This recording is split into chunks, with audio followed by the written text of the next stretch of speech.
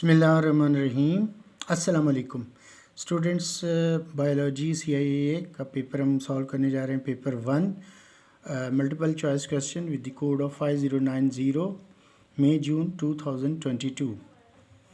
Question number 1, the diagram shows a plant cell, the cell is stained with iodine solution.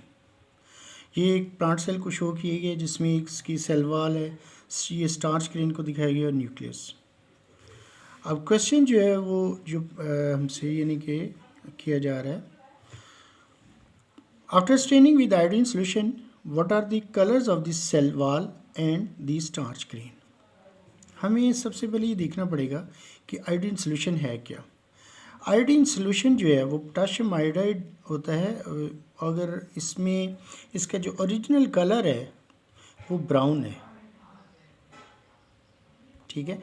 और the color of the iodine solution depends on the concentration of the iodine and the solvent used. Usually water के अंदर अगर इसको हम बनाएं तो इसका colour brown जो है वो आता है। ये स्टार्च के साथ जो है इस अपना कलर चेंज करती है और इसका कलर जो है वो ब्लैक, ब्लू या डार्क ब्लू हो जाता है, ठीक है। और जो सेल वाल है, अगर हम सेल वाल को देखें तो cell wall is made up of cellulose. और सेलुलोज जो है उसके साथ इसका कोई भी जो है कलर चेंज नहीं होता, इसका इम्पेक्ट नहीं इसके ऊपर नहीं आता, तो ये स्टेन नहीं होता सेलुलोज। बट स्टार्च जो है वो स्टेन हो जाता है पोटेशियम आयोडाइड से। अब जो ये टेबल बना हुआ है सेल वाल के ये कलर्स दिए हुए हैं और ये स्टार्च ग्रेन का, ए जो है वो black blue cell wall, starch grain का ब्लू ब्लैक। तो स्टार्च ग्रेन तो ब्लू ब्लैक तो ठीक है, लेकिन बट सेल वाल जो है वो स्टेन नहीं होती और वो उसका कलर जो है उसी तरह ही रहेगा, यानी जो उसका ब्राउन या ऑरेंज ब्राउन कलर है। बी जो है वो ब्लू ब्लैक और स्टार्च ग्रेन का ऑरेंज ब्राउन, ये भी नहीं है क्योंकि ऑरेंज स्टार्च जो है वो चेंज करेगा colour black blue, blue black. और सेल वाल जो है सी जो है ऑरेंज ब्राउन और स्टार्च ग्रेन जो है blue black. So this is the right answer. D जो है वो ऑरेंज ब्राउन और ऑरेंज ब्राउन है, this is wrong. So A is wrong, A is wrong, B is wrong, D is wrong, C is the answer. So move to the next question.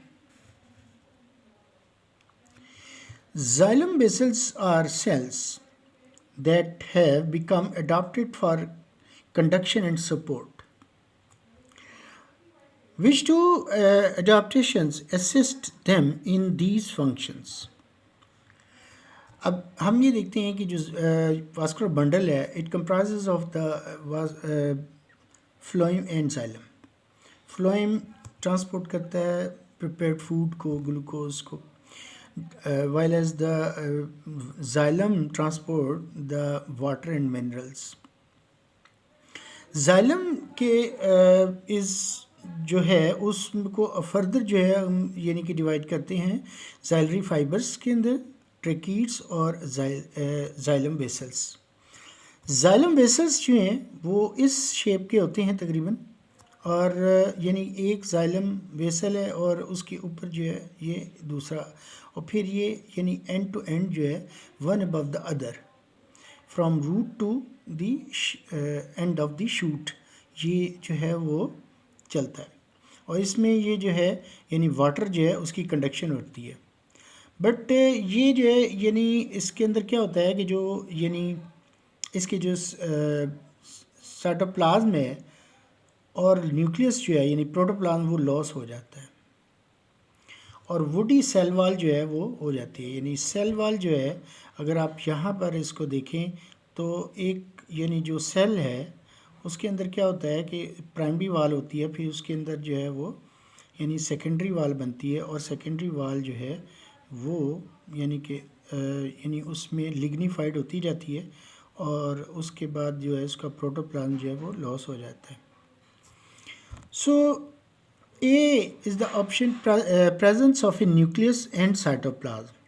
ये option नहीं हो सकता because हमने देखा कि उसमें न्यूक्लियस और साइटोप्लाज्म लॉस हो जाता है। Lack of cytoplasm and woody cells walls, ये ऑप्शन जो है वो राइट हो सकता है। Lack of nucleus and presence of cytoplasm, ये भी नहीं हो सकता। Presence of cytoplasm and woody cell wall, so B is the right answer. Let's move to the next question. What is diffusion? Movement of particles by the air, movement of molecules down a concentration gradient. Movement of molecules in a heated liquid, movement of particles up a concentration gradient. सबसे पहले हमें देखना पड़ेगा कि what is diffusion. Diffusion mean the net movement of a substance from an area of higher concentration to the area of lesser concentration as a result of random translational kinetic motion of atoms, ions or molecules is termed as diffusion. Diffusion में हमेशा जो है higher concentration से lower concentration की तरफ जो है movement होती है। ट्रांसलेशनल मूवमेंट लिक्विड की होगी और रैंडम मूवमेंट जो है वो एयर के अंदर होती है, और ये नेट मूवमेंट होती है, यानी टू एंड फ्रो दोनों तरह से। बट जो नेट मूवमेंट है वो यानी हायर कंसनट्रेशन से जो है वो लोअर कंसनट्रेशन की तरफ मूवमेंट होगी एटम्स, आयंस, मॉलिक्यूल्स की। This is diffusion. तो यहाँ पर जो है वो ना तो यानी एयर के थ्रू एयर जो है उससे अगर मॉलिक्यूल्स जो हैं वो मूव कर रहे हैं तो ये ऑप्शन नहीं हो सकती, ऐसा नहीं है, डिफ्यूजन ये नहीं है। Movement of molecules down a concentration gradient, ये ऑप्शन जो है वो this is the right answer, यानी कि डाउन ए कंसंट्रेशन ग्रेडियंट का मतलब है higher concentration to the lower concentration.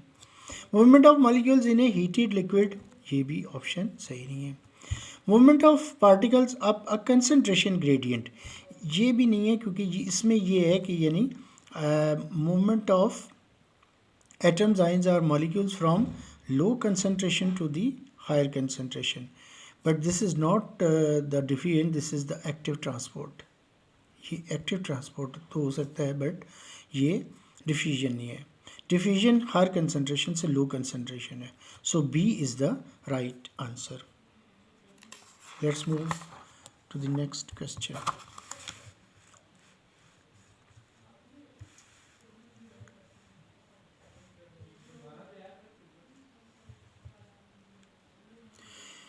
The rate of nitrate ion absorption by a root hair cell was measured at different soil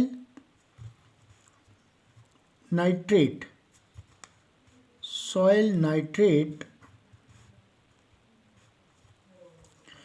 concentrations. At the X, the concentration of nitrate in the soil is the same as in the cell wall. Which graph shows how the rate of absorption varies with nitrate concentration in the soil? Question ये है कि 4 graph जो है ना वो हमें दिए हुए हैं, और उसमें हर ग्राफ जो है उसके अंदर एक साइड पर जो है वो यानी नाइट्रेट की एब्जॉर्प्शन है, नाइट्रेट आयंस जो हैं उनकी एब्जॉर्प्शन है, और दूसरी तरफ nitrate concentration in the soil है। तो nitrate concentration in the soil जो है अगर आप देखें तो वो ये है हर ग्राफ में, और ये जो है उसकी क्या है, एब्जॉर्प्शन है। ऑब्वियसली सॉइल के अंदर अगर नाइट्रेट्स होंगे तो वो उसकी एब्जॉर्प्शन भी होगी, राइट। अब वो कह रहे हैं कि एक्स पॉइंट के ऊपर जो है इसकी कंसंट्रेशन इक्वल है कि जितनी भी यानी सॉइल के अंदर कंसंट्रेशन है नाइट्रेट आयंस की उतनी एब्जॉर्प्शन भी होगी।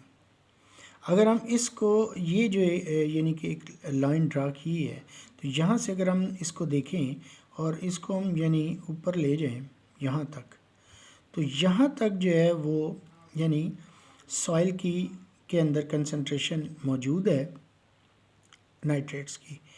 तो रेट ऑफ एब्जॉर्प्शन जो है वो भी अगर आप देखें तो वो यहाँ तक है।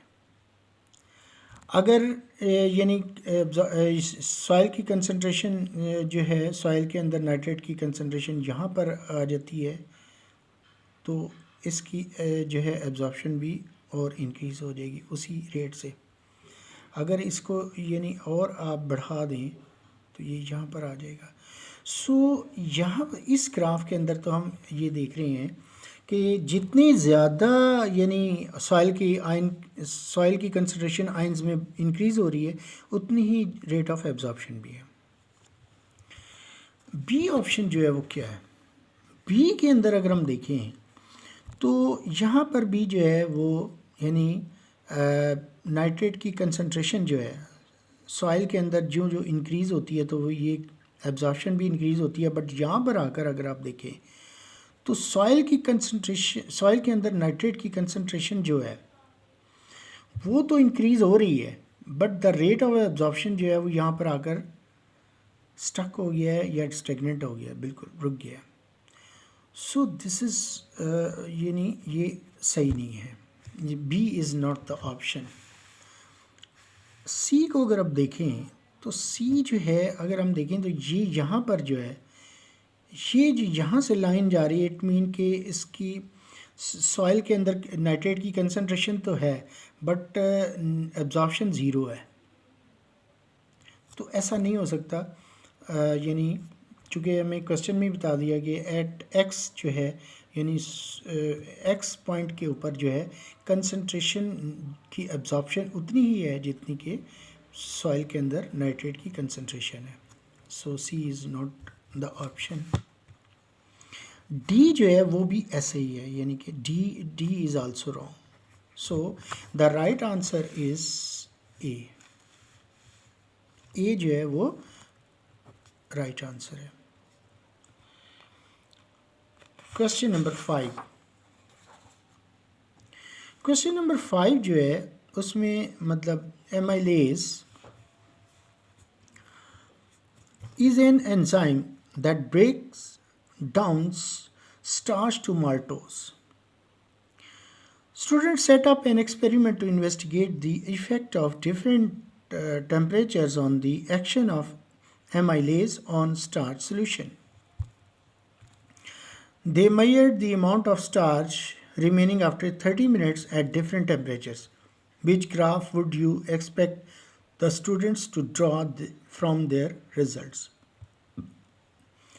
यहाँ पर भी जो है वो 4 ऑप्शंस हैं और उसमें वो ये कह रहा है कि एमाइलेज एंजाइम्स जो है वो यानी स्टार्च को माल्टोज में जो है डाइजेस्ट कर देता है, कन्वर्ट कर देता है। इट मीन कि एक तरफ जो है वो में इसमें दिखाया हुआ है amount of starch after 30 minutes के बाद अमाउंट ऑफ स्टार्च, और ये है टेम्परेचर जो कि इंक्रीज़ हो रहा है ग्रेजुअली डिग्री सेल्सियस में। अब यहाँ पर जो है वो अगर हम देखें तो ये शो ये कर रहा है कि यहाँ पर टेम्परेचर भी जो है वो ज़ीरो है और यानी स्टार्च की कंसंट्रेशन भी ज़ीरो है, जबकि स्टार्च की कंसंट्रेशन मैक्सिमम होनी चाहिए बिकॉज स्टार्च कन्वर्ट होगा माल्टोज में ग्रेजुअली, तो फिर स्टार्च की कंसंट्रेशन जो है डिक्रीज़ होगी और माल्टोज जो है वो इंक्रीज़ होगा क्योंकि whole starch is converted into maltose या at different temperature. So A is not the option. B में हम देखते हैं कि यानी सम उसकी जो कंसंट्रेशन है स्टार्च की, यहाँ पर कुछ इसकी कंसंट्रेशन है बट यहाँ पर अगर आप देखें तो उसकी कंसंट्रेशन जो है वो तो इंक्रीज़ हो रही है, तो स्टार्च की कंसंट्रेशन इंक्रीज़ तो नहीं होनी चाहिए। यहाँ पर आप देखेंगे 30 डिग्री सेल्सियस पर इसकी कंसंट्रेशन मैक्सिमम हो गई, तो ये तो नहीं है। So B is not the option. C के अंदर अगर हम देखें तो सी के अंदर क्या है कि amount of starch after 30 minutes और टेम्परेचर जो है इस तरफ इंक्रीज़ हो रहा है। यहाँ से ये जो ग्राफ शो हो रहा है इट मीन कि यहाँ पर इसकी जो अमाउंट है वो मैक्सिमम है, राइट। तो 10 डिग्री यानी ज़ीरो पे ज़ीरो से कुछ बाद यानी कि 2 और 3 डिग्री सेंटीग्रेड, 10 डिग्री सेल्सियस पर इसकी जो कंसंट्रेशन है स्टार्च की वो डिक्रीज़ हुई है। यानी अगर हम इसको यहाँ से मिला दें तो ये डिफरेंस आ जाता है इसके अंदर, और ये जो है, ये पहले कंसंट्रेशन यहाँ थी और अब यहाँ आ गई है। सो ये जो है वो डिक्रीज़ हुआ है। इट मीन के starch is digested into the maltose by the action of amylase. ठीक है, तो सी जो है वो हम देख रहे हैं कि ये ग्रेजुअली जो है इसकी कंसंट्रेशन जो है वो डिक्रीज़ हो रही है स्टार्च की, और यहाँ पर आकर इसकी कंसंट्रेशन मिनिमम हो जाती है। So C is the right answer. और अगर हम डी को देखें तो डी भी जो है वो एक ही तरह ही है कि जिसमें यानी उसकी कंसंट्रेशन जो है ज़ीरो है और फिर इसकी कंसंट्रेशन बढ़नी शुरू हो जाती है। So D is not the option. Let's move to the next question.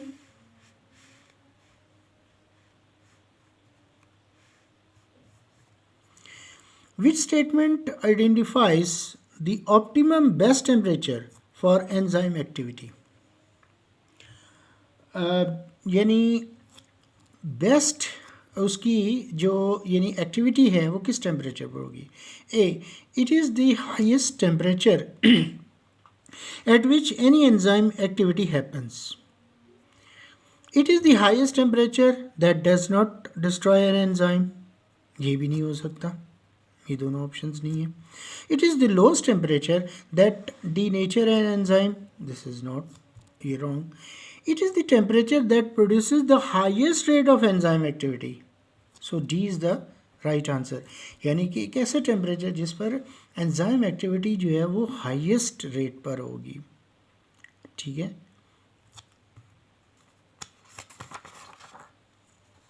Question number 7।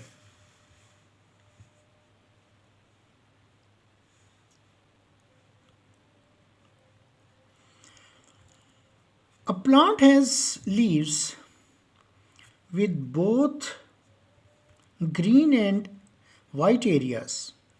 One of the leaves is partly covered with aluminum foil which blocks light. ये एक लीफ है, लीफ के ऊपर जो एल्युमिनियम फाइल दी हुई है, इसके 2 parts हैं, यानी कि इस लीफ का ये जो है वो वाइट पार्ट है and this is the green part. अच्छा, अब ये ग्रीन एरिया है, ये एल्युमिनियम फाइल है, ये वाइट पार्ट है। As you know the photosynthesis occur only in the green parts of the plant because chlorophyll is present in the green parts, and in the white portion the chlorophyll is not present. So chlorophyll अगर नहीं present होगा तो obviously photosynthesis नहीं होगी, और photosynthesis नहीं होगी तो फिर उसमें स्टार्च जो है वो नहीं बनेगा, तो यानी ग्लूकोज नहीं बनेगा, और ग्लूकोज से फिर स्टार्च बनता है। अब होगा क्या कि यानी एल्युमिनियम फाइल जहाँ पर हमने इसको कवर कर दिया है तो वहाँ पर जो उस एरिया के अंदर जो है वो फोटोसिंथेसिस नहीं होगी, लेकिन इसको जो है वो एक लैंप के अंडर जो है वो रख दिया गया है। The plant is then placed under a lamp for 24 hours.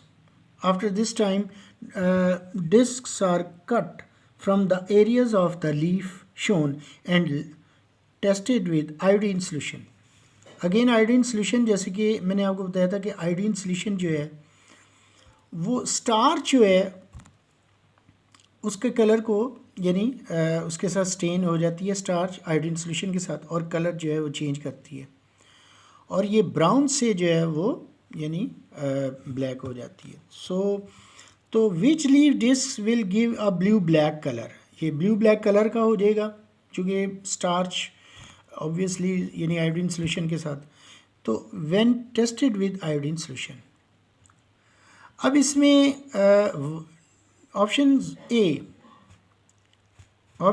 जो है X and W and X, यानी डब्ल्यू और एक्स दोनों नहीं हो सकते, बिकॉज डब्ल्यू के ऊपर एल्युमिनियम फाइल है, वहाँ फोटोसिंथेसिस हो ही नहीं रही, स्टार्च नहीं बनेगी। एक्स वाइट पोर्शन है और वहाँ पे भी स्टार्च नहीं बनेगी, फोटोसिंथेसिस नहीं हो रही है। So A is not the option. अच्छा, उसके बाद जो है वो बी एक्स ओनली, यानी ये वाइट पोर्शन ये भी नहीं हो सकता, ठीक है। सी जो है वाई एंड जी, वाई जो है वो ग्रीन पार्ट ज़रूर है, लेकिन जी जो है वो आता है यानी एल्यूमिनियम फॉयल में, वहाँ भी फोटोसिंथेसिस नहीं होगी, so C is not the option. D Y only यानी ये यहाँ पर चूँकि एल्यूमिनियम फॉयल भी नहीं है और इस ये जो है ग्रीन पार्ट भी है, तो जब हम लैम्प लाइट इसको देंगे तो ऑब्वियसली इसमें फोटोसिंथेसिस होगी, ग्लूकोज बनेगा, उस पर स्टार्च बनेगी और फिर ऑब्वियसली आयोडीन सोल्यूशन जो है इसका कलर जो है वो ब्लू ब्लैक कर देगा। So D is the right answer. Next question, which row shows, excuse me, which row shows the effect of nitrate ions on plant growth and the reason for this effect? Obviously nitrates जो हैं वो यानी essential होते हैं for protein synthesis, minor acids बनते हैं उससे और ऑब्वियसली फिर प्रोटीन सिंथेसिस होगी। तो effect of nitrate ions on plant growth और reason for effect, A no effect. Nitrate ions का इफ़ेक्ट तो होगा, ऐसा नहीं है कि वो यानी इफ़ेक्ट ना हो। तो सो ये ए जो है, और reason for effect fewer proteins made, जब प्रोटीन बन रही है तो उसका इफ़ेक्ट तो होगा। So A wrong. अच्छा, उसके बाद यानी nitrate ions increases less chlorophyll made, ions को इंक्रीज़ करेंगे, नाइट्रेट आयंस जो है इंक्रीज़ होंगे, प्लांट को हम देंगे तो क्लोरोफिल वो कह रहा बनेगा, तो क्लोरोफिल का ताल्लुक नहीं होता, क्लोरोफिल के अंदर सेंट्रल एटम मैग्नीशियम है तो उससे क्लोरोफिल तो नहीं बनता, सो बी इज़ रॉन्ग। सी का ये है कि नाइट्रेट आयंस जो हैं अगर हम डिक्रीज़ करेंगे तो मोर क्लोरोफिल मेड, ये भी नहीं हो सकता, ना तो इंक्रीज़ करने से क्लोरोफिल बनता है ना डिक्रीज़ करने से क्लोरोफिल बनता है। डी जो है वो अगर नाइट्रेट आयन इंक्रीज़ करेंगे तो मोर प्रोटीन्स मेड, ये सही है, बिकॉज नाइट्रेट आयन जितने ज़्यादा होंगे उतनी प्रोटीन्स बनेंगी। So D is the right answer. Next question,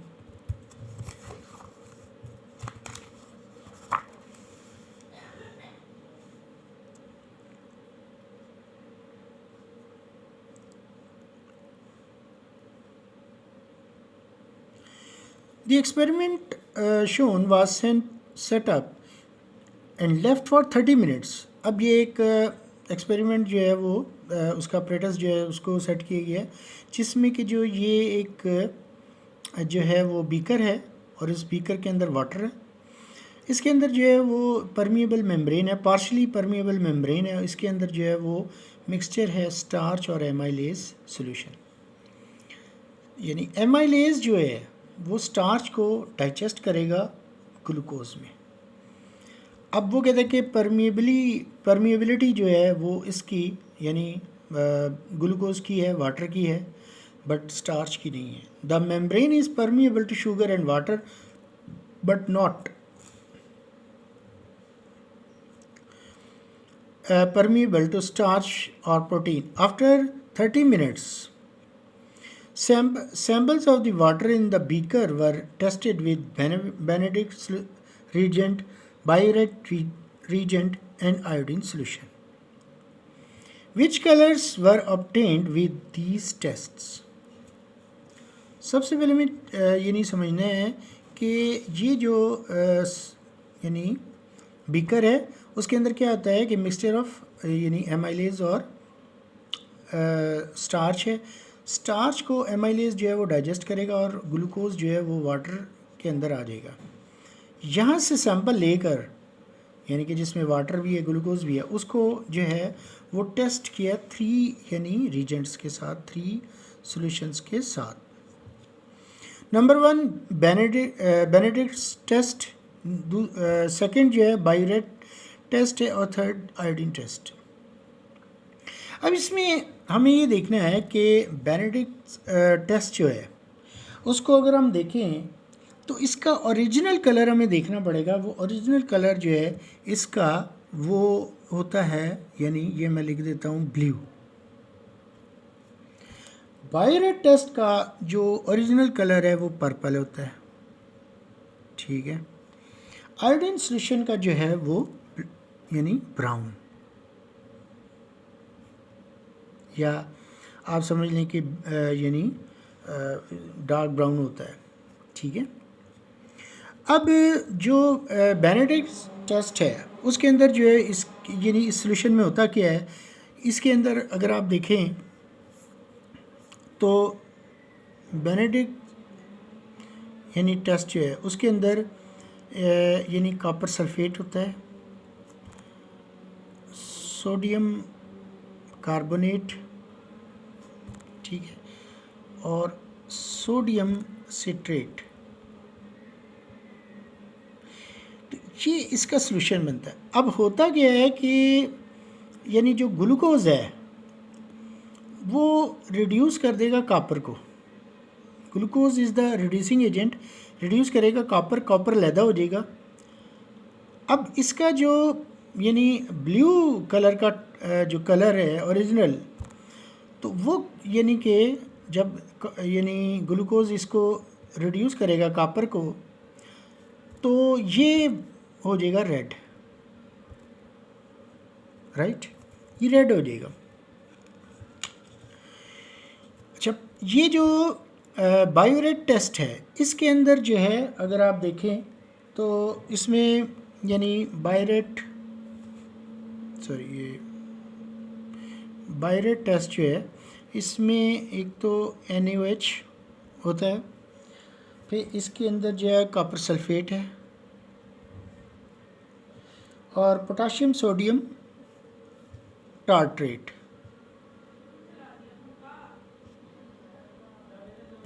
ठीक है। इसका सॉल्यूशन होता है, कलर इसका पर्पल ही होता है। अच्छा, अब इसमें होता ये है कि जब हम इसको ट्रीट करते हैं तो इसके अंदर यानी ग्लूकोज जो है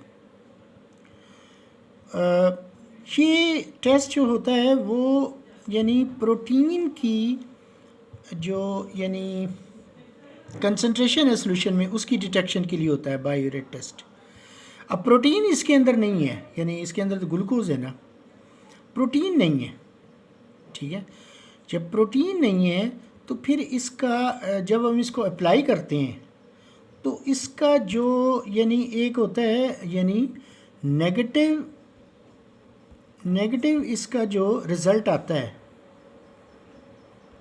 नेगेटिव रिज़ल्ट इसका जो आता है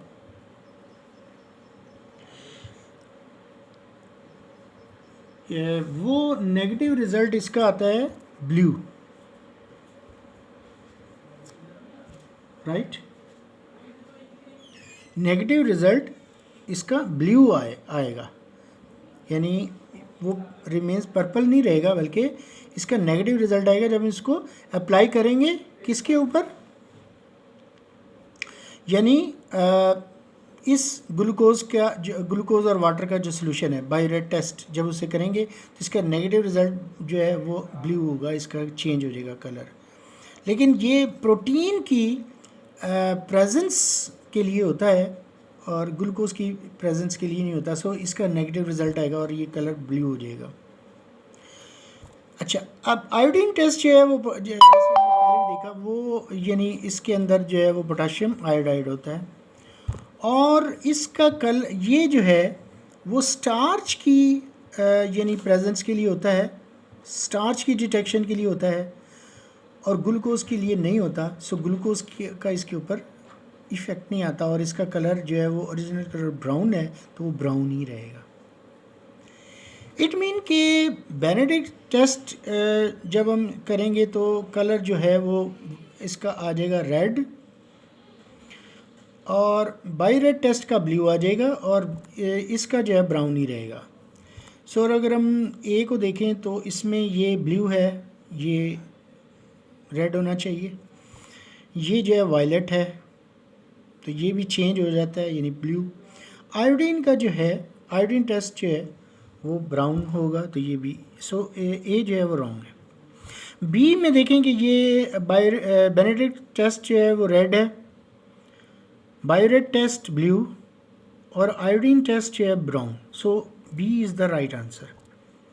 सी जो है वो भी यानी रेड तो है लेकिन इधर फिर ब्लू, ये भी ठीक है, लेकिन ये ब्लू ब्लैक नहीं होगा। और इसी तरह ये रेड वायलेट, मैंने बताया कि वायलेट या पर्पल जो है इसका चेंज होगा, यानी नेगेटिव रिजल्ट आएगा और ब्लू हो जाएगा, सो ये डी भी जो है रॉन्ग है, और सी जो है वो भी रॉन्ग है, so B is the right answer. Move to the next question.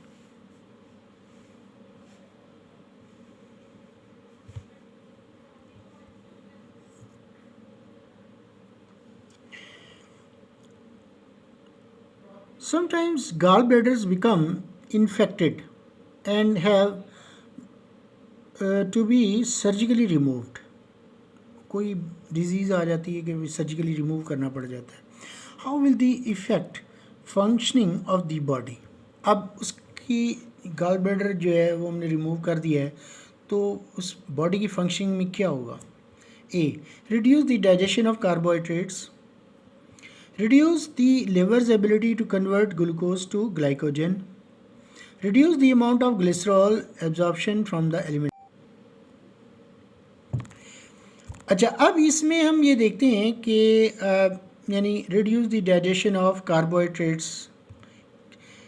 Gall bladder जो है उसका फंक्शन क्या है। गॉल ब्लैडर जो है लिवर के अंदर होता है, और लिवर्स के अंदर यानी गॉल ब्लैडर से जो है ना वो एक ग्रीनिश ब्लैक फ्लूइड जो है लिक्विड वो सिक्रीट आउट होता है, जिसे हम कहते हैं बाइल। बाइल जो है वो इसकी सिक्रीशन है गॉल ब्लैडर की, और बाइल जो है वो क्या करता है, फ़ैट की एमल्सिफिकेशन करता है। फ़ैट की क्या करता है, emulsification.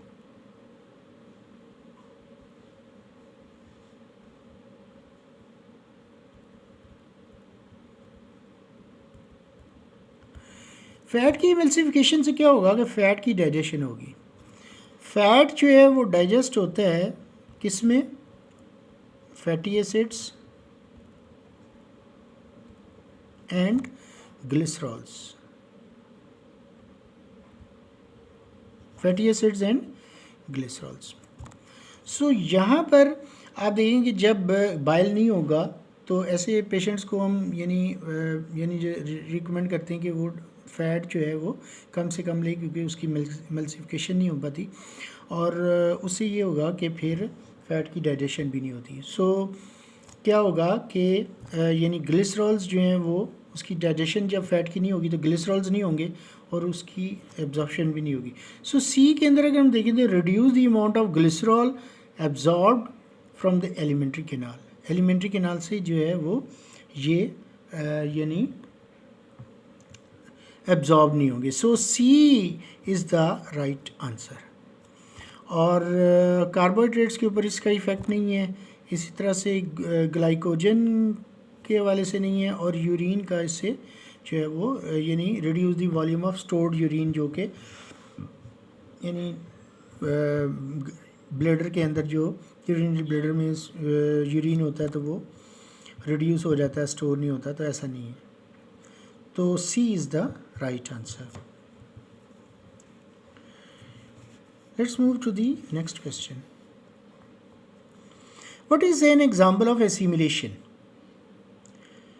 Absorption of glycerol into lacteals, breakdown of glycogen to glucose in the liver, building of proteins from amino acids, release of a hormone from a gland. तो इसमें यानी एसिमिलेशन जो है उसमें हम ये देखते हैं कि एसिमिलेशन इज़ ए प्रोसेस कि जिसमें यानी जो यानी डाइजेस्टेड एंड प्रोडक्ट्स होते हैं आफ्टर डाइजेशन वो स्मॉल इंटेस्टाइन से जो है वो एब्जॉर्ब होते हैं, और फैट, प्रोटीन, कार्बोहाइड्रेट्स के जो एंड प्रोडक्ट्स होते हैं यानी amino acids, fatty acids, glycerols हैं, ग्लूकोज है, सिंपल शुगर्स वगैरह, वो सारे जो हैं वो यानी कि स्मॉल इंटेस्टाइन से एब्जॉर्ब होकर फिर वो जो है वो हिपेटो बाइल डक्ट्स जो है वहाँ से ये पहुँचते हैं लिवर में, और लिवर के अंदर जाकर जो है वो इसकी एसिमिलेशन होती है। सो एसिमिलेशन का मतलब होता है कि यानी अमाइनो एसिड से प्रोटीन का बनना, ठीक है। इसी तरह फैटी एसिड्स और ग्लिसरॉल से फैट का बनना, और इसी तरह से जो है वो यानी ग्लूकोज जो है उससे आगे यानी माल्टोज या दूसरे कार्बोहाइड्रेट्स जो हैं यानी कार्बोहाइड्रेट्स का जो है वो बनना। So this is assimilation. तो ये है यानी building of proteins from amino acids. So C is the right answer कि यानी अमाइनो एसिड्स जो हैं उनसे जब प्रोटीन बनती है, this is assimilation. So A is wrong, B is wrong and D is wrong.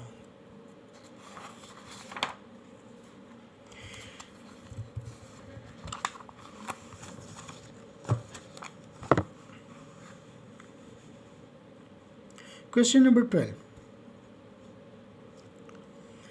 A student set up an experiment to investigate the rate of absorption in a plant. ये एक plant है, इसके नीचे जो है वो यानी बैलेंस टू मेजर मैस, यानी इसके अंदर जो है वो अगर आप देखें तो ये प्लांट जो है वो वाटर के अंदर रखा है और यहाँ पर जो है यानी इस प्लांट के अंदर जब ट्रांसपैरेशन होगी तो वाटर लॉस होगा। तो क्वेश्चन जो है वो हम देख लेते हैं। The student setup 2 identical sets of apparatus। दो इसी तरह के आइडेंटिकल apparatus हैं। One was placed in a room at 20 degree centigrade with bright light, and one is a room at 20 degree centigrade in the dark।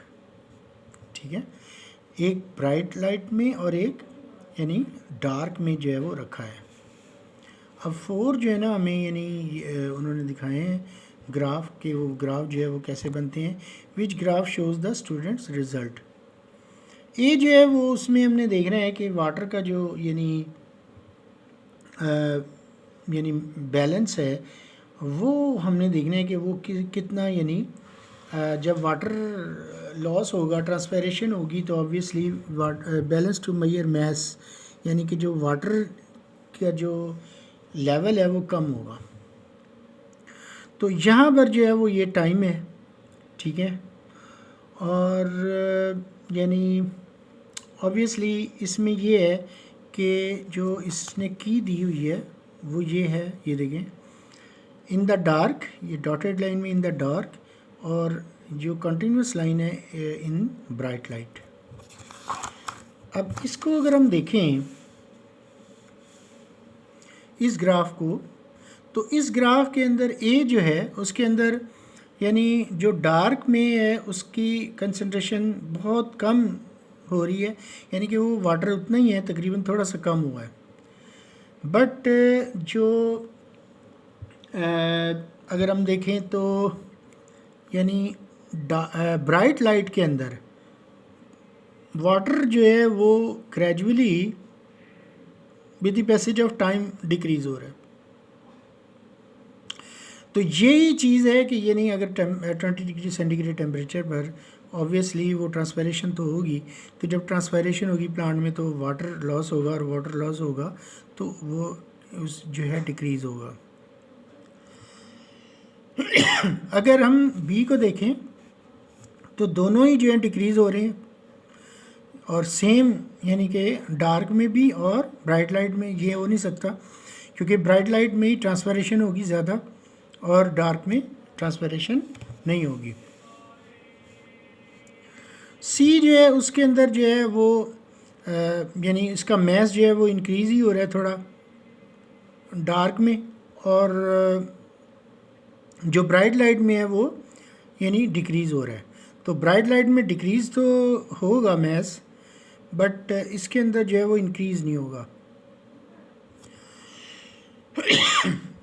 और D को अगर हम देखें तो डी में यानी जो डार्क के अंदर है वो पहले यानी यहाँ तक तो सेम है, बाकी फिर वो डिक्रीज़ होना शुरू है एकदम से, यानी कि शार्पली, बहुत ज़्यादा रैपिडली डिक्रीज़ हो रहा है। लेकिन जो यानी ब्राइट लाइट में मैस है वो कंटिन्यूसली यानी वो बिल्कुल सेम है और उसमें कोई जो है चेंज नहीं आ रहा, तो ऐसा नहीं है। So D is wrong, C is wrong, B is wrong.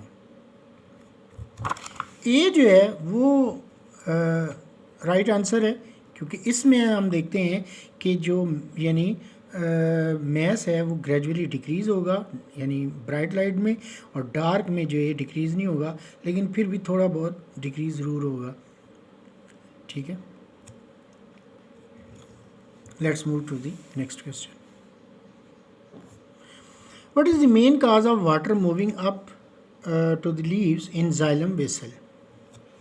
Xylem vessel में जो मूव करता है वाटर, उसकी जो है वो यानी उसकी जो है कॉज क्या है? नंबर ए जो है एक्टिव ट्रांसपोर्ट। एक्टिव ट्रांसपोर्ट तो ऑब्वियसली उसमें ये होता है कि एनर्जी जो है उसमें कंज्यूम होती है और वाटर मूव करता है फ्रॉम लोअर कंसंट्रेशन, या कोई भी चीज़ लोअर कंसंट्रेशन से हायर कंसंट्रेशन की तरफ जाए। बी है evaporation from the epidermis of the leaf.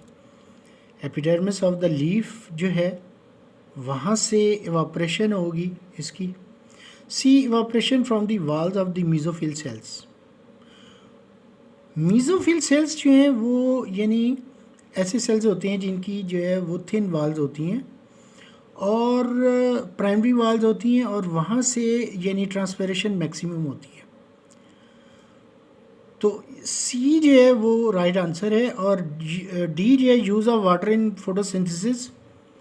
तो फोटोसिंथेसिस के अंदर वाटर जो है वो यूज़ तो ज़रूर होगा, लेकिन वो यानी ऐसा नहीं है कि उसकी वजह से जो है वो यानी जाइलम के अंदर, जाइलम वेसल्स में वाटर जो है वो मूव करेगा।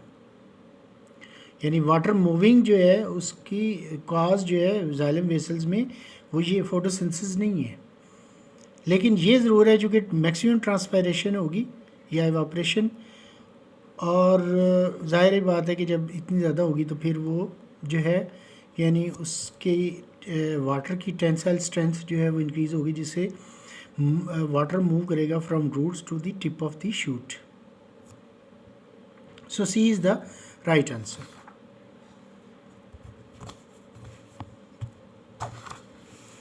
Let's move to the next question. Which blood vessels link directly to the heart transport deoxygenated blood? Deoxygenated blood जो है वो किस यानी ऑब्वियसली वेंस के अंदर तो होता है, लेकिन वो कह रहा है कि जो डायरेक्टली हार्ट से लिंक्ड है। Aorta and pulmonary artery. Aorta के अंदर ऑक्सीजनेटेड ब्लड होता है, डीऑक्सीजनेटेड नहीं होता, because aorta is the chief distributing vessel, जो कि लेफ्ट यानी वेंट्रिकल से ओरिजिनेट होगा, और लेफ्ट वेंट्रिकल्स से ब्लड जो है वो एओर्टा में आता है, और वो सारा का जो है वो ऑक्सीजनेटेड ब्लड होता है। So A is not the option. B aorta and pulmonary vein. तो इसके अंदर अगर हम देखें तो एओर्टा ऑब्वियसली हमने देखा है कि उसमें भी डीऑक्सीजनेटेड ब्लड नहीं होता। C vena cava and pulmonary artery. Vena cava जो है वो हो सकता है क्योंकि इसमें सुपीरियर वेना कावा और इन्फीरियर वेना कावा से ब्लड जो है यानी हमारे हार्ट के राइट एट्रियम में ब्लड आता है, राइट एट्रियम से राइट वेंट्रिकल में आता है। सो यानी जो वेना कावा हैं, चाहे वो सुपीरियर हो या इन्फीरियर, दोनों में डीऑक्सीजनेटेड ब्लड होता है।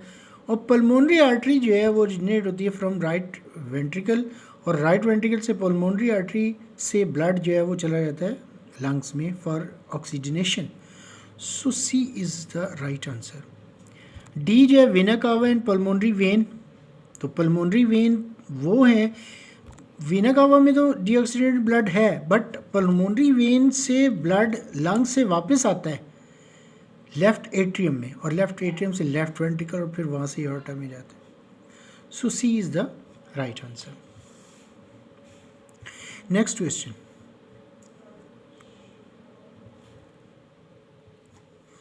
the diagram shows the right side of the human heart when the ventricle is relaxed. Ventricle जो है वो जब यानी रिलैक्स होगा तो वो कहते हैं कि इसके अंदर अगर आप देखें तो ये राइट साइड है, राइट साइड में यानी ये जो है वो राइट एट्रियम है, ये राइट वेंट्रिकल है, ठीक है।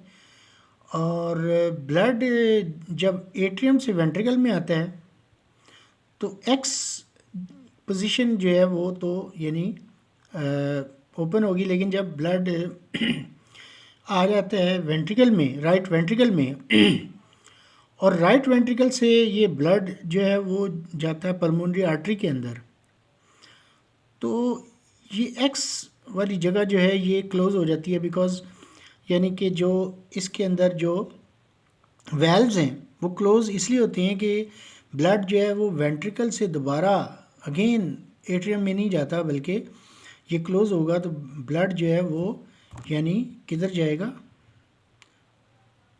पल्मोनरी आर्टरी में, यानी राइट वेंट्रिकल से।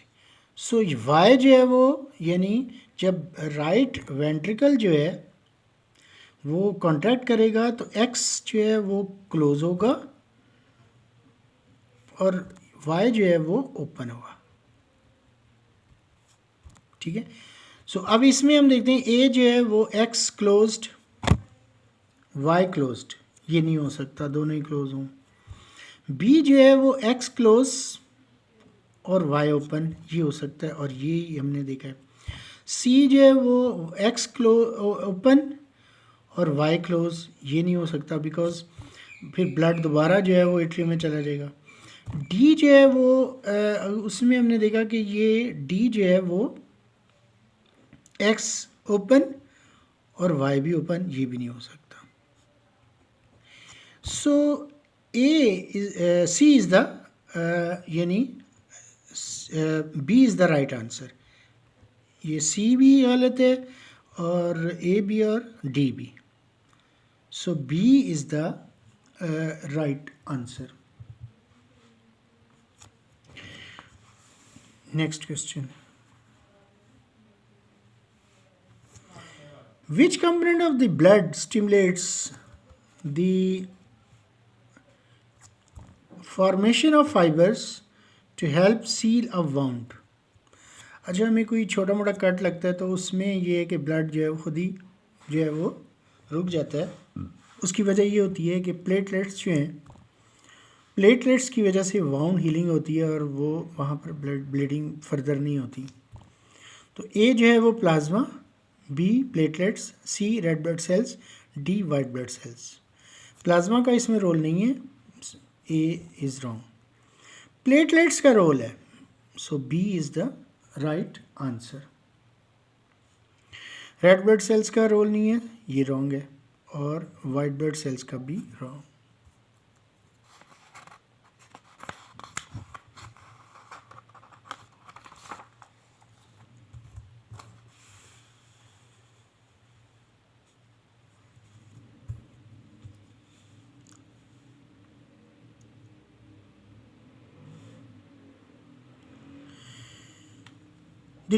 डायग्राम शोज अ सेल, ये एक सेल है और इसमें हम देखते हैं कि ये ऑक्सीजन जो है एंटर हो रही है, ग्लूकोज भी एंटर हो रहा है, कार्बन डाइऑक्साइड जो है बाहर आ रही है और वाटर भी यानी बाहर आ रहा है।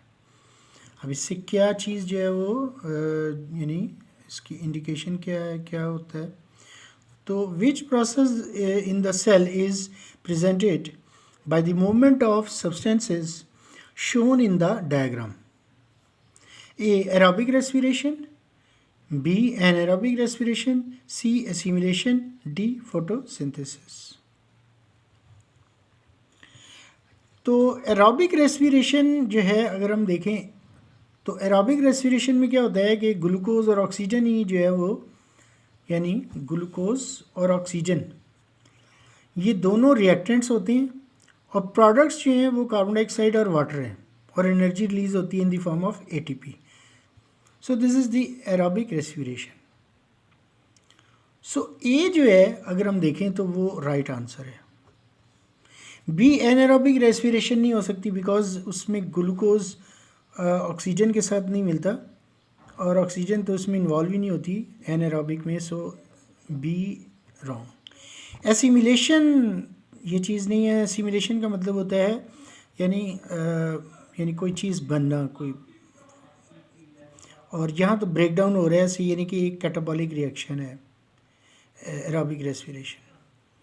फोटोसिंथेसिस नहीं हो सकता बिकॉज फोटोसिंथेसिस में तो ग्लूकोज बनता है, ग्लूकोज रिएक्टेंट नहीं होता बल्कि प्रोडक्ट होता है. ऑक्सीजन और ग्लूकोज प्रोडक्ट्स होते हैं, यानी ग्लूकोज प्रोडक्ट है और ऑक्सीजन जो है वो बाई प्रोडक्ट होती है.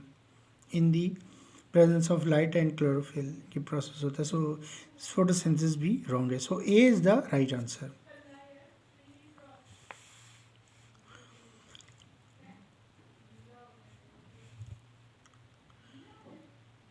अच्छा, अब ये 4 फ्लास्क हैं.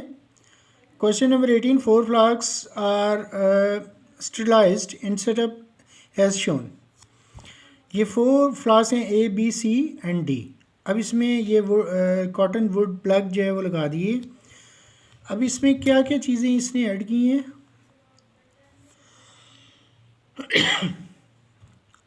Dried yeast and water. Dried yeast and water. Yeast जो है फंजाई है और वाटर है. ड्राइड यीस्ट एंड वाटर, ठीक है. इसमें dried yeast, water and sugar. इसमें dried yeast, water and sugar, लेकिन इसके साथ टेम्परेचर भी दिया हुआ है. ड्राइड यीस्ट एंड वाटर के साथ यानी टेम्परेचर है 4 डिग्री सेंटीग्रेड. तो ऑब्वियसली इसमें जो है वो अगर हम देखें तो ये यीस्ट वाटर के साथ ग्रो नहीं करता खाली. ऑब्वियसली इसके साथ कोई ना कोई जो है ये कोई यानी शुगर या कोई कार्बोहाइड्रेट्स होंगे तो वो ग्रो करेगी ना, यानी ठीक है. और उसकी एनारोबिक रेस्पिरेशन होगी. तो एनारोबिक रेस्पिरेशन के लिए ग्लूकोज तो चाहिए. यहाँ पर तो यीस्ट और वाटर ही है और 4 डिग्री सेंटीग्रेड टेम्परेचर पे ये टेम्परेचर भी नहीं सुटेबल नहीं है. सो ये wrong. A is wrong. B जो है उसमें ड्राई यीस्ट वाटर है बट उसमें टेम्परेचर बढ़ा दिया है. 20 डिग्री सेंटीग्रेड टेम्परेचर सूटेबल है बट अगेन वही इसमें भी जो है वो ग्लूकोज नहीं है तो एनारोबिक रेस्पिरेशन नहीं हो सकती और फर्मेंटेशन नहीं हो सकती. सी जो है उसमें यानी फर्मेंटेशन हो सकती है क्योंकि यीस्ट है, वाटर है, शुगर है बट उसका टेम्परेचर सूटेबल नहीं है. 4 डिग्री सेंटीग्रेड टेम्परेचर है. So C is also wrong. D के अंदर जो है वो ड्राइड यीस्ट है, वाटर एंड शुगर है और टेम्परेचर भी सूटेबल है 20 डिग्री सेंटीग्रेड. सो ये कि यहाँ पर जो है यीस्ट जो है वो वाटर को कन्वर्ट करेगी सॉरी शुगर जो है यानी ग्लूकोज को कन्वर्ट करेगी. पहले जो है यानी उसकी जो है वो ग्लाइकोलिसिस प्रोसेस होगा और ग्लाइकोलिसिस के बाद जो है वो एनारोबिक रेस्पिरेशन होगी, फर्मेंटेशन, और उससे इथाइल अल्कोहल और कार्बन डाइऑक्साइड जो है वो बनेगी. So D is the right answer. Move to the next question.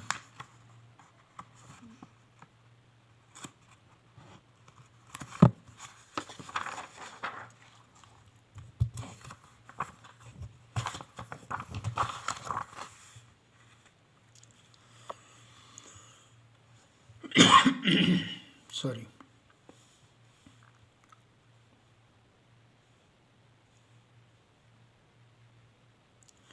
Question number 19. The graph shows the depth and rate of breathing in an individual doing 4 different levels of activity. The same scale for volume is used in each graph. अच्छा, अब इसमें ये जो है वो हम इनकी breathing जो है वो एक पेशेंट है और उसका स्केल भी सेम ही है जिसके यदि हमने वो फोर वो कह रहा है कि डिफरेंट लेवल्स हैं इसकी एक्टिविटी के, और उसमें हमने देखा है।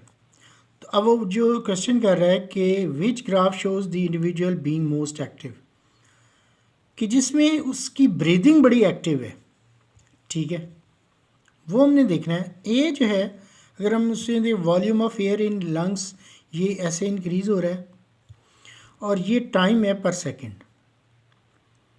अच्छा, अब इसमें यानी ज़ाहिरी बात है कि जब यानी हम रेस्पायर करते हैं तो इसमें टू पोजीशंस हैं, यानी inspiration and expiration, inhalation and exhalation. Inhalation mean the intake of air, and exhalation the outpushes of the carbon dioxide from the lungs. So ये जो है वो अगर आप देखें तो ये यानी लंग्स के अंदर एयर जो है वो यहाँ से ये मैक्सिमम हुई और फिर ये मिनिमम हो गई, यानी ये इनहेल किया और ये एक्सहेल कर दिया। सो वन ब्रीदिंग जो है यहाँ कंप्लीट हो गई 10 सेकेंड्स के अंदर। इसे 20 सेकेंड्स में दूसरी, और ये हम ये नहीं इस तरह काउंट कर सकते हैं कि 1 2 3 4 5 6, यानी इस तरह से। अगर हम इसको देखें तो इसके अंदर जो inhalation acceleration, inhalation acceleration, inhalation acceleration, तो ये जो ब्रीदिंग्स हैं उसमें देखें तो 1 2 3 4 5 6 7 8 9 10 11 60 सेकेंड्स में अगर आप देखें तो यहाँ पर जो है वो यानी 1 2 3 4 5 6 थी और यहाँ पर 11 है, तो यहाँ पर 6 ब्रीदिंग है 60 सेकेंड्स में और यहाँ पर 11। सी के अंदर जो है अगर आप देखें तो यहाँ हार्डली 2 या 2.5 यानी कि 2 और हाफ जो है वो हैं, तो ये जो है वो 2.5 यानी है। और डी के अंदर अगर आप देखें तो वो 1 और 2 ही है। तो 60 सेकेंड्स के अंदर सबसे ज़्यादा जो है वो है बी के अंदर, 11 ब्रीदिंग्स हैं इसकी, और this is the most active, so B is the right answer.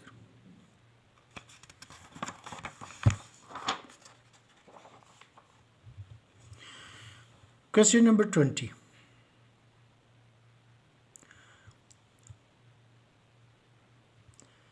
Which graph shows the changes in concentration of urea and glucose in the blood during kidney dialysis? Kidney dialysis जब हम करते हैं तो उसमें obviously जो waste products होती हैं, waste substances होते हैं, यूरिया, यूरिक एसिड वगैरह, वो जो है किडनी डायलिसिस मशीन जो है वो यानी एक्सक्रीट आउट करती है, और ग्लूकोज जो है वो एज सच रहता है। यहाँ पर जो की है वो डॉटेड लाइन यूरिया को ज़ाहिर करता है और कंटिन्यूस लाइन जो है वो ग्लूकोज को।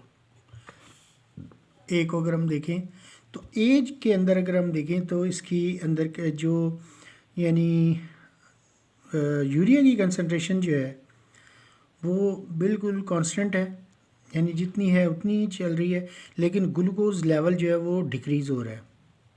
तो डायलिसिस में ग्लूकोज लेवल तो डिक्रीज़ नहीं होता, यानी कि वो तो उसको मशीन जो है सेम रखती है, कांस्टेंट रखती है, बट जो चीज़ कम होती है वो डिक्रीज़ होती है, वो urea. So A is not the answer, ये रॉन्ग है।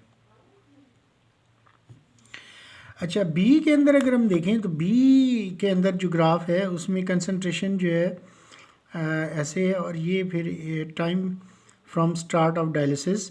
तो उसके अंदर अगर हम देखें तो जब डायलिसिस स्टार्ट हुआ तो यानी ग्लूकोज तो चले ठीक है कि वो कांस्टेंट ही रहा, लेकिन जो यूरिया है उसकी कंसंट्रेशन यहाँ पर जो कांस्टेंट है 0 है, उसके बाद बढ़ना शुरू हो गई। तो यूरिया तो बढ़ता नहीं है, उसे कम करना है, यही फंक्शन होता है यानी डायलिसिस मशीन का। So B is not the answer. C के अंदर अगर हम देखें तो ग्लूकोज की कंसंट्रेशन जो है वो कांस्टेंट है, बट यूरिया जो है वो ग्रेजुअली डिक्रीज हो रहा है फॉर द टाइम, ठीक है। तो ये जो है वो सी जो है वो राइट आंसर है, क्योंकि इसमें ग्लूकोज कांस्टेंट है और यूरिया को उसने डिक्रीज़ किया है, so C is the answer. D के अंदर अगर हम देखें तो दोनों चीज़ें डिक्रीज़ हो रही हैं, ग्लूकोज भी और यूरिया भी। यूरिया डिक्रीज़ हो रहा है वो सही है, बट ग्लूकोज डिक्रीज़ नहीं होता, so D is not the wrong answer. So this is completion of the 20 questions, and 20 questions are inshallah in next video. Thank you for watching. बहुत शुक्रिया, अल्लाह हाफिज़।